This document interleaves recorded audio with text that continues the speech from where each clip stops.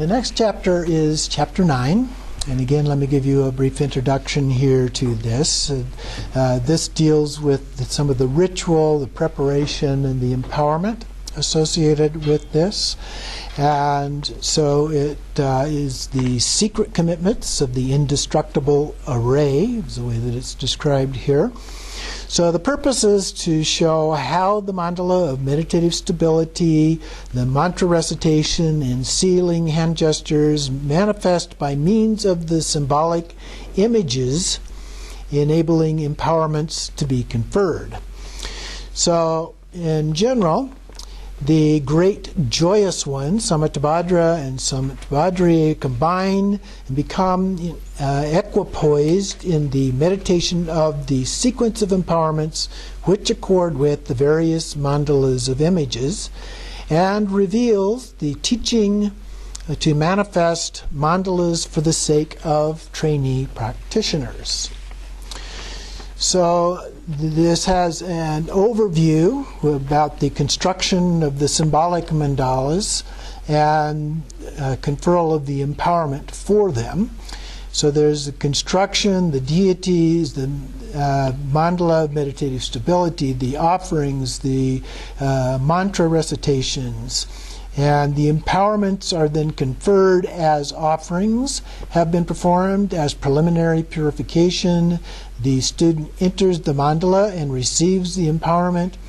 Meditate through the generation and perfection stages until the result, known as the rank of the four kinds of awareness holder, or Vidyadhara, is achieved.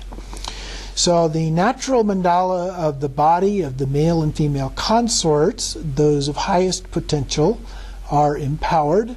The symbolic mandala is constructed of powders, colored powder, so a sand mandala, in which those of lower potential are empowered.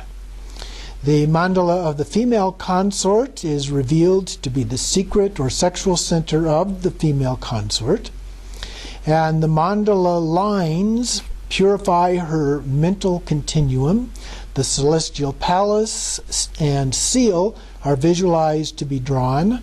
Offerings are prepared, especially those associated with the female deities, which generate bliss. Burnt offerings are made as a preliminary purification, followed by relative and ultimate offerings of meditative stability and secret offerings of skillful means and discriminative awareness, which generate supreme bliss. Buddhas and sentient beings are provisionally delighted by the display, free from conceptual elaboration, and Buddhahood is conclusively attained.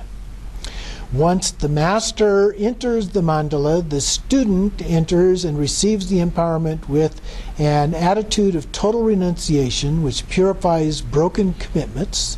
The actual empowerments are then conferred. There are 10 empowerments of beneficence, followed by 5 empowerments of ability, while the 3 higher empowerments of profundity are implicit. The mandala of colored powders, those of lower potential, is constructed on a small, intermediate, or large scale. It is consecrated through the generation of visualized form of the meditational deity. Samaya Sattva, and an invitation is made to the actual meditational deity, Jnana Sattva, and these two are then absorbed without duality. So they merge into us together. And then the 4 rites of enlightened activity and the complete array of supreme accomplishments of the Buddha body, speech, and mind are attained. The trainee then will swiftly become accomplished by persevering through these skillful means in meditative stability, the 5 prerequisites for meditation practice, and the 5 aspects of attainment. He or she will then achieve the provisional results as an awareness holder and the conclusive result of Buddhahood. The chapter ends with a brief synopsis concerning the faith or devotion required. And for those lacking faith, who are degenerate in their commitments, the outcome is said to be negative. So we don't want that. Okay, so that's an overview, and we're only going to go through part of the chapter here. And some of this can be kind of summarized without going through all of the detail. So first we have the illustrative mandala that reveals this mandala. And 3 parts depicting the mandala and its benefits, generating the deity and the offerings, and conferring the empowerment and the result. So first, depicting the mandala and the benefits. And it begins with the earth ritual. And you will find this in some of the tantras. I've never seen it in an actual practice ritual, but it may be in some of those. It's a preliminary kind of thing, so it may be described as a part of the preliminary ritual for some of these. So the first part of this is an examination of the earth, finding a suitable basis for the mandala. So it should be a level area, and then it goes through and gives a fairly detailed description of other characteristics that you should look for as a part of that. And then below the long quote there, you should measure a square and dig the depth of a cubit, so that would be like from the elbow to the tip of the fingers. Remove any rocks, ashes, rotten wood, bricks, bones, and the like. Then all impure materials should be discarded. Fill the hole with water and take 100 steps away from the hole. Return to check the water. And from that, at the top of the next page, if the water level has not gone down, that is the best sign.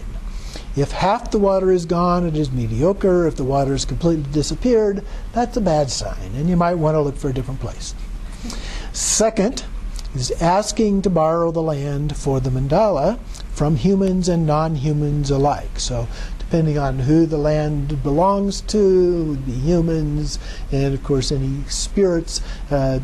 Typically in Tibetan Buddhism, they consider that there are local spirits in any of these places, and so we ask their permission also to use that.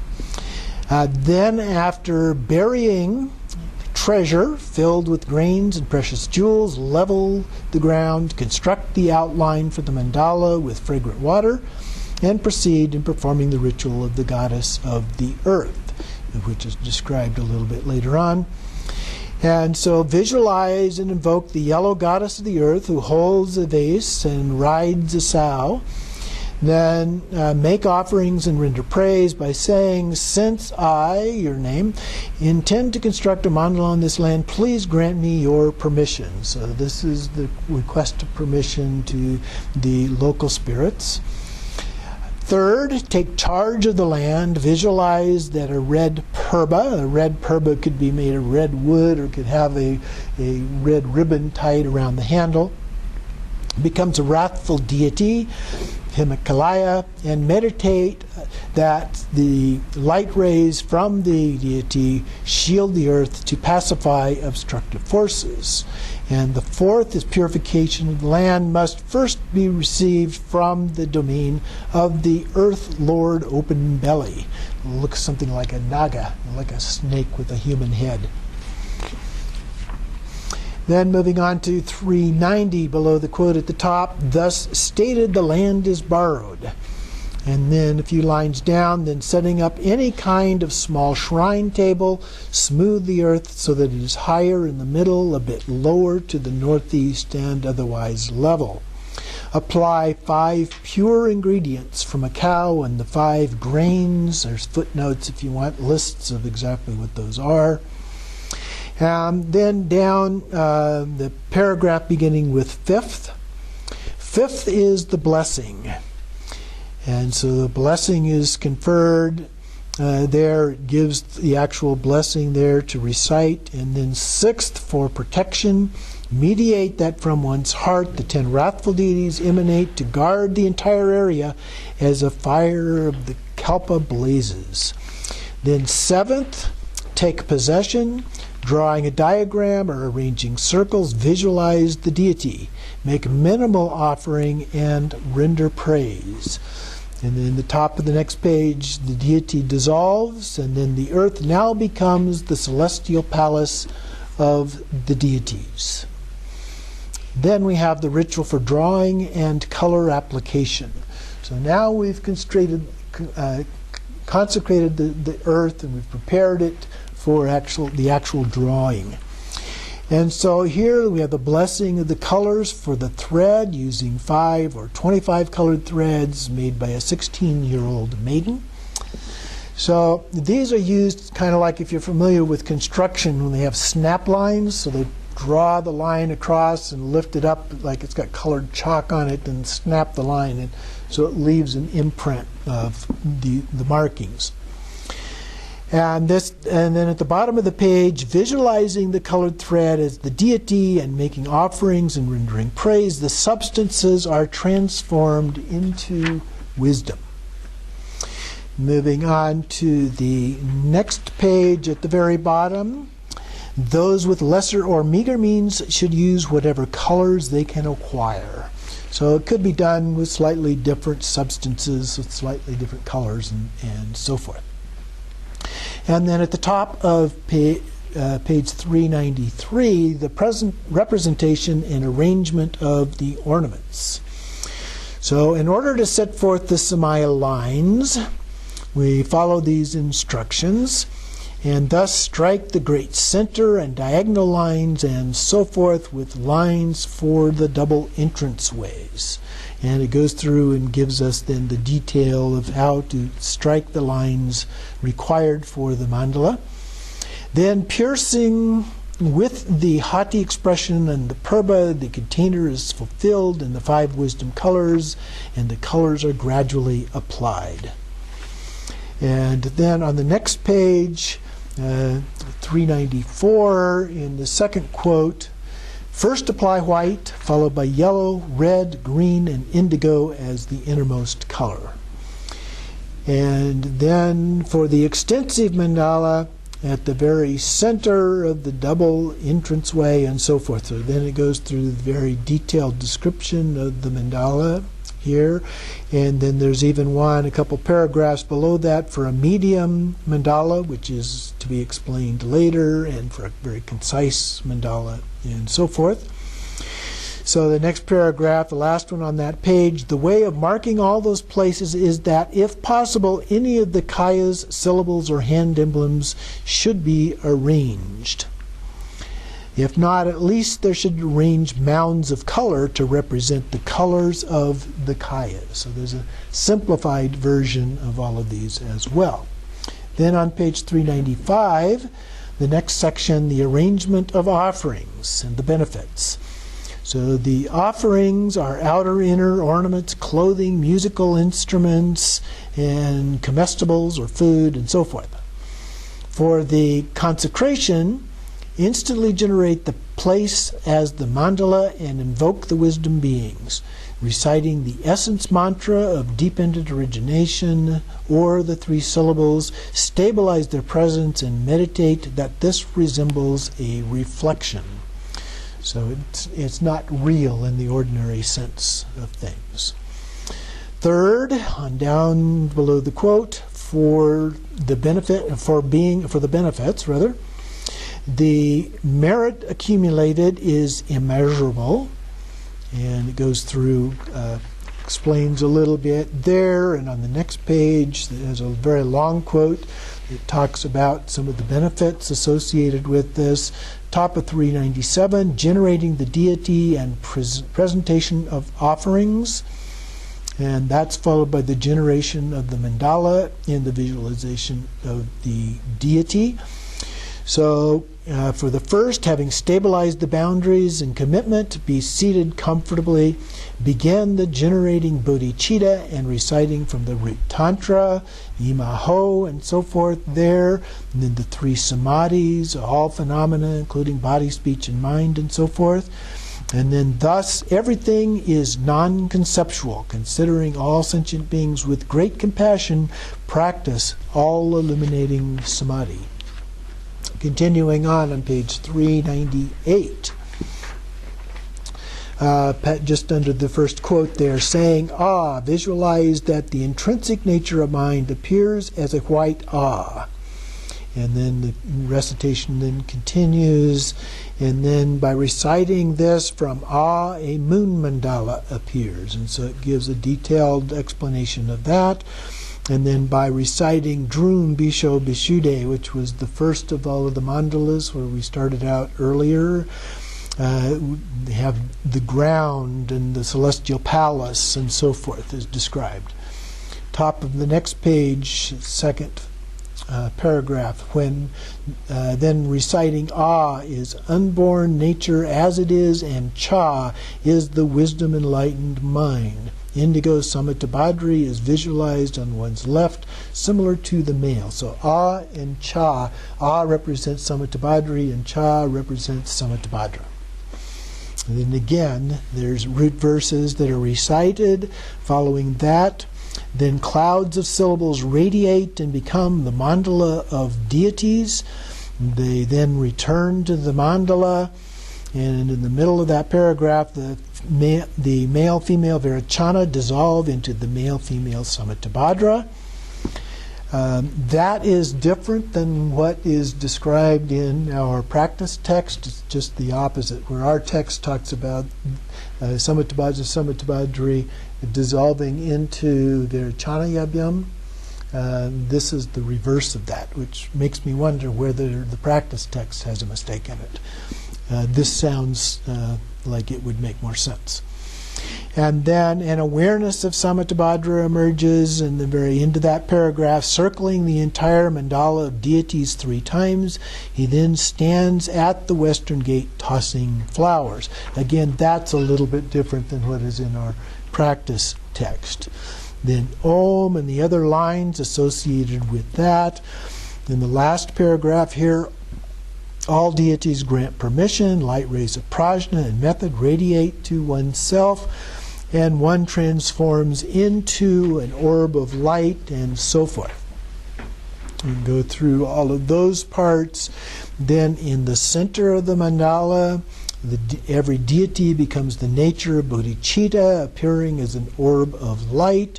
So it goes through this with the emptiness mantra and the other parts here of that. And then the male and female Samattabhadra, the heart of the principal one. And so in this case, it's reversed that. Now Samattabhadri are in the heart of the principal one. So there are various ways that that could be visualized. So if you have yourself as Samattabhadri with Virachana Yabhyam inside of you, and then in some cases we go then to the seed syllable version of Samattabhadri inside the heart of that, then that would explain one of the possibilities here. So the male-female Samattabhadra in the heart of the principal one, the 6 sages abide in the outer courtyard, and this completes the generation of the mandala.